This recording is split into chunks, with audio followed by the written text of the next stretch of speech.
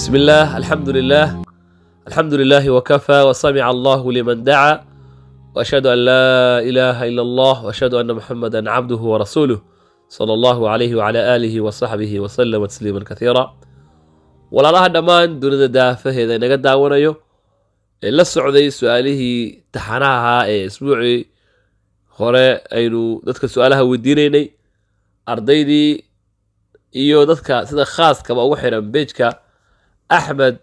dhagaxtuur waxaan bilownay su-aalo diini ah oo isugu jiro dhanka qur-aanka kariimka inaan su-aalo qayb ka soo qaadano iyo su-aalo siirada nabiga calayhi salaatu wasalaam iyo asxaabtii rasuulka calayhi salaatu wasalaam taariikhdooda iyo maaragtay magacyadooda su-aalo maaragtay dhinacaas xigo waxaan bilownay oo barnaamijka uu yahay inaan su-aalo soo dhigno laga bilaabo maalinka isniinta ah maalinka axaddana aan sheegno ciddii ka jawaabtay su-aalihii aan soo dhignin su-aal walbo oon soo dhigno waxaa laga yaabaa inay 20 qof ka jawaabto waxaa laga yaabaa inay 40 konton ilaa xataa 100 qof jawaabta saxda ay wada keento laakiin waxaan hiigsanaynaa oo aan sheegi doonaa qofka ugu horeeyey ee su-aasha ka jawaabay iyo qofka labaad qofka saddexaad qofka afaraad qofka shanta qof ugu horeysa ee su-aal walbo soo dhigno ka jawaabno su-aal walbo soo dhigno ka jawaabo waxaa weeyaan shantaas aan sheegaynaa waxaa si toos ah barnaamijkan ila daadihinayo zahra oo ardayda bejkan xaqiiqatan wax badanna ka faa'iiday ahna xiriiryaha barnaamijta aynu halkan ka wadno haddii ahaan lahayn duruustii iyo haddii ahaan lahayn xataa animiga bejka nidaam fara badan bejka u hayso ilahay khayraa siiyo zahro ayaan maaragtay xaggeeda u leexan doonaa زهرة السلام عليكم ورحمة الله. وعليكم السلام ورحمة الله وبركاته. معك ما شاء الله زهرة سودو برنامج كان سؤالها الدينية oo aad isha ku haysay bal haddaad isha ahal marmarisay su-aalihii aan isbuucan dadka weydiinay meeqa su-aal bay ahaayeen waa maadsantaa maclumaan dhawahay su-aalihii aan soo weydiinay total ahaan waxay gaarayaan 8 su-aaladood waa 8 su-aal bay ahaayeen su-aalihii aan isbuucan soo bandhigno soo ma ها 8 su-aaladood oo iskugu jiraan siirada nabiga sallallahu alayhi wasallam saxaabadii radiyallahu anhum iyo su-aalo qaar oo aan ka kamid ah waa tahay bal zahro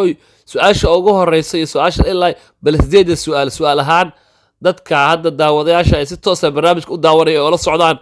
bal su-aalihii inoo dulmar insha Allah insha Allah su-aasha koowaad waxay ahayd waxaad sheegtaan dagaalkii uu ku shahiiday Abdullah ibn Rawaha radiyallahu anhu tawxiid su-aasha koowaad su-aasha labaadna waxay ahayd kalimada ama magaca Muhammad imisa ku jirta Qur'aanka oo dhankani waa dhanka Qur'aanka su-aasha saddexaad baan gudbo su-aasha saddexaadna waxay ahayd waxaad sheegtaan qaalata imisa Qur'aanka ku jirta iyadoo alfu ku taagan yahay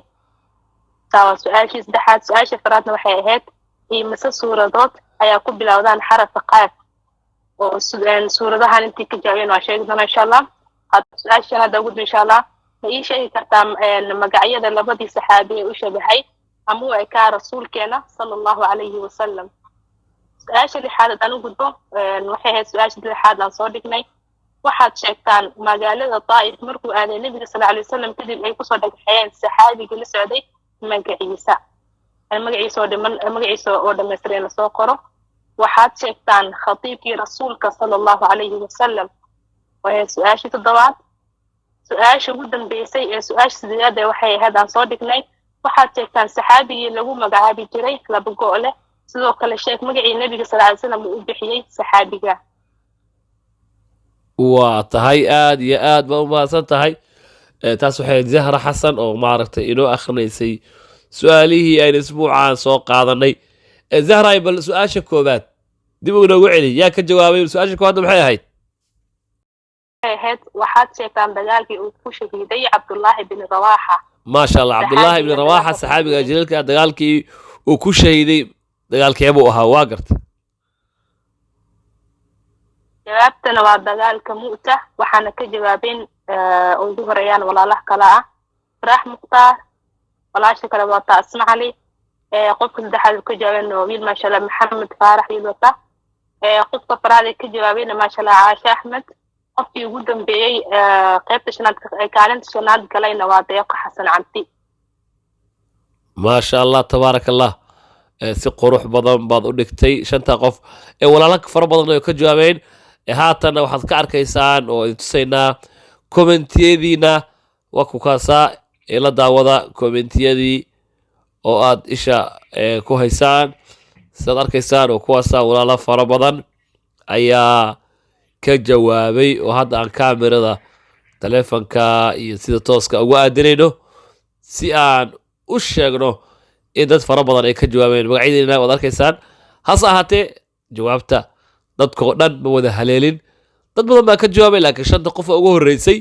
ayaan ka dooranay waa tahay ee zahra usii noqonaya zahra su-aasha labaad iyo ciddii ka jawaabtay su-aasha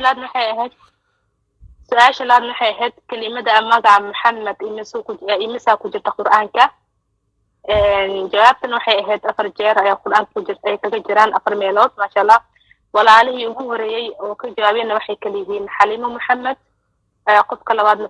fatxiya hana faysal cabdullaahi maxamed cusmaan qofka afraadna waa hinda caydiid qofka shanaadna waa xamdi xiis ibraahim walaal wadata intaas qofkooda ugu horeeyeen oo ka jawaabeen waa tahay shantaas ayaa ka jawaabay laakiin walaalihii kaloo isku dayey iyo kuwo fara badan oo ka jawaabay ayakana sidaa haddan arkaysaa waxaan ku aadinaynaa kaamirada kommentiyadiina oo dhan barnaamijkan waa barnaamij cid walba iska dhex arkayso laakiin ujeedku wuxuu yahay inaan caddayno sida loo soo kala horreeyey falyatanafas ilmutanaafisuun wakadalika alxaqu liman sabaq xaqa waxaa iskale qofkii soo horumaray waxaa macquula qof inuu ka jawaabay su-aashii marka su-aasha ugu horreysay uu ka jawaabay dad fara badan ay ku qabsadaan oo asagana ay sida uga jawaabo kale uga jawaabaan waa tahay su-aashii labaad dadkaas hadda ay noo sheegtay shanta qof zahra ayaa inooga jawaabay waa tahay zahra allah ku barakeeya su-aasha saddexaad usii gudub su-aasha saddexaadna waxay ahayd waxaad sheegtaan qaalata imisa qur-aanka ku jirta iyadoo alifka ku taagan yahay walaalo badan ay ka jawaabeen maasha allah jawaabtada ugu gudbo waa 2 jeer walaalihii ka jawaabayna waxay kala yihiin maxamed cumar yuusuf qofka labaad waa xamdi axmed cilmi qofka saddexaadna waa fardowsi shariif qofka afraadna waa qadra degan qofka shanaad khadiija mursal walaashada u dambeysay intaasaa ka jawaabeen su-aashaan aan soo dhigna ugu horeeyeen waa tahay baarakallahu fiiki waa say u sheegtay zahra shantaas ayaa jawaabta degdega markiiba soo sii daayay waa tahay aan haddana tusno walaalihii ayagana commentiga kaga jawaabay iyo kuwa aan haleelin saad arkaysaan shaashadaad ka aragtaan kommentiyadiina iyo magacyadiina su-aal walbo iyo dadka ka jawaaba halkaasaad ka arkaysaan laakiin dadkoo dhan inaan wada sheegno ujeedka ma ahe waa shanta qof oo ugu horreyso waa tahay zahra su-aasha kale afraad su-aasha afraad weli dhanka qur-aanka kaga jirnaa su-aalihii diiniinka ahaa su-aasha afraadna waxay ahayd imise suuradood ayaa ku bilowda xaraka qaad walaalo badan ay ka jawaabeen maasha allah laakiin jawaabta saxda waxay ahayd 8 suuradood walaalihii kala sheegan waxay kala yihiin maxamed xasan zayduun arsan awaare gabargoota qofka saddexaadna waa xanaan cabdikariim maxamed qofka afraadna faatuma cabdiwali qofka shanaad ugu dambeeyey su-aalahan oo ka qayb qaatan oo dadka ugu horeeya ku jiraan waa cabdikaadir xasan ismaaciil kufota cabdiqaadir xasan maasha allah waa tahay bal aan haddana idiin weeciyo halka iyo kommentiyadii aad kaga jawaabteen saad u aragtaa ma wakaasaa shaashadaad ka daawanaysaan kommentiyada cid alaale ciddii ka jawaabtay laakiin ballanteenu waa shanta qof oo ugu horreyso hadday tani ku seegtay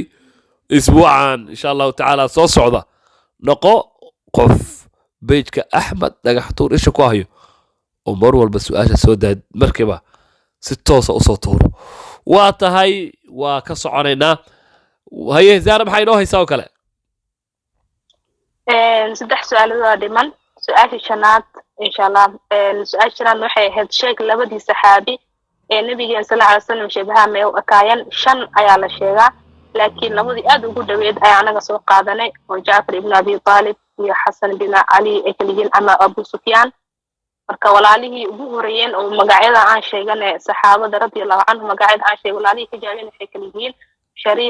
Sharifa Abdulkarim سعدي عبد الله محمد هند فارح قفك فراد حسين قعم دير قفة وقرنت قفك شناد نحاوي سودة أم سفيان دور ولا الوطة waa tahay ma isleedahay dad kale ayaan ka ildoofnay mise waxaa isleedahay waa hubtaa intaas wey maasha allah kulley way dadaashay zahro ishi waata ku soco walaalo badan ay kasoo jawaabeen laakiin inta magacyada anaga aan dooran kasoo jawaabeen waa intaan waa tahay waa maasan tahay zahra waa tahay su-aasha kale usii gudubay su-aasha lixaadna waxay ahayd su-aasha lixaadna waxay ahayd waxaad sheegtaan magaalada Taa'if markuu aaday Nabiga sallallahu alayhi wasallam kadib ay kusoo dhagaxayeen saxaabigii la socday magaciisa su-aasha midaas ayay ahayd jawaabtan waa Zayd ibn Harith walaalihii ka jawaabeen waxay kala yihiin Cabdulqaadir Mukhtaar Cabdulle Axmed Xarago Xaaji walaalbatay Haajaro Sheekh Axmed adoontii Allah qof wadata iyo qof u dambeeyay shanaado Axmed Mursala waa tahay ku soco عشرة لو سؤال كلي أنا دمان سؤال شطوات waxaa sheegtaan khatiibkii rasuulka sallallahu alayhi wasallam wala la qalaha kan qalbi ay ka fahmeen oo waxay u qaateen qaadimkii rasuulka laakiin waa khatiibkii rasuulka sallallahu alayhi wasallam khudbada waa imaarad afayeenkii nabiga si fiican haye marka walaalo badan ugu soo horeyeen ana say dhaheen laakiin walaalaha saxda ugu jawaabeen Thabit ibn Qays waaye walaashi ugu horeysay leeyna waa ku jawaabtay ugaaso Abdul Qaadir qofka saddexaadna Cabdi Ilko Caase qofka afraadna adoontii Ilaahay qofka ugu qorneed qofka shanaad u dambeeyayna waxay ahayd Faadumo Maruugo hore ugu qorneed maasha allah waa gartay saad arkaysaana kommentiyada mar walba kama marna inaan sheegno su-aal walbo iyo mar kasta kommentiyadiina ood kaga jawaabteen saad haatan ma ka daawanaysaan shaashadda waa tahay haye ku soco zahra su-aashii ugu dambeysay waa gabagabadii gunaanadkii su-aashii ugu dambeysay insha Allah su-aashii ugu dambeysay waxay ahayd waxaad sheegtaan saxaabigii lagu magacaabi jiray Labugo ole sidoo kale sheeg magacii nabiga sallallahu alayhi wasallam uu bixiyay jawaabta saxan waxa Abdul Uzza la dhihi jiray dul bijaadeen wala dhihi jiray laakiin nabiga sallallahu alayhi wasallam magaca uu bixiyay wuxuu ahaa Abdullahi al-Muzani ayaa loo bixiyay walaalaha si saxda magaca dhameystiran usoo qorayna waxay kala yihiin Hamza Usman Ali Muna adoontii alle ibn Yaqub bil watay Qadra Ali walaalka ugu dambeeyay wuxuu ahaa Abdullahi Abdullah qof wadayaa kasoo jawaabay waa tahay waxaan u maleynayaa su'aalaha halkaas ku soo dhawaanay zahra macallin su-aashii ugu dambeysay taa dakhrinay maasha allah dad badan baa indhaha taagayo su'aalihii ma dhamaadeen way dhamaadeen commentiga aan u dhaqaaqano dad fara badan baa halkaa ka jawaabay saad arkaysaan indhihiina aad uga daawanaysaan sida quruxda badan ee aad qoraalkiina halkaas ugu soo qorteen beejka Axmed Dhagaxtuur waa tahay aad iyo aad baan ugu mahad celinayaa walaalihii ka qayb qaatay iyo walaalihii aanan jawaabta haleelin guusha laba qof kama qosliso waxa way guuli qof bay raacdaa haddaad maanta qaadada berri baad qalday doonin insha allahu tacaala fursaduhu waa fara badan yihiin halkaa inagala socda iyo isbuuca dambe zahra waa mahadsan tahay waa barnaamijkeenii maxaad kusoo gabagabeynay zahray adiga mudan macaan walaalihii ka qayb qaatay ee waqti ku bixiyay waxaa la jazaakumullahu khayran juhdiga halkaa ka sii wada walaalihii aanan haleelin waxaa la insha Allah too ka sheegta ka faa'iideysta waqtigiina Ilaahay idin barkeeyo waa tahay waa sidaas waa inoo barnaamijka soo socdo biidnillahi tabaaraka wa tacaala ee axadda dambe oo aan sida haatan usoo tabin ay kugu soo tabin doono la socda beejka Axmed Dhagaxtuur qaybta youtube-kan oo ku leena haddaan ku qortid Axmed Dhagaxtuur barnaamijkaas youtube-ka iyo waxaad kala soconaysaan facebooka biidnillahi tabaaraka wa tacaala waxay naga tahay dhiirigelin aan walaalaha ku dhiirigelinayno maadaama facebooka iyo youtube-ka aaladahan casriga ah social media sida guud looda yidhaahdo dadka iyagii Soomaaliyeed ee u wada badan yihiin waa mahadsan tahay zahra wasalaamu calaykum waraxmatullaahi wabarakaatuh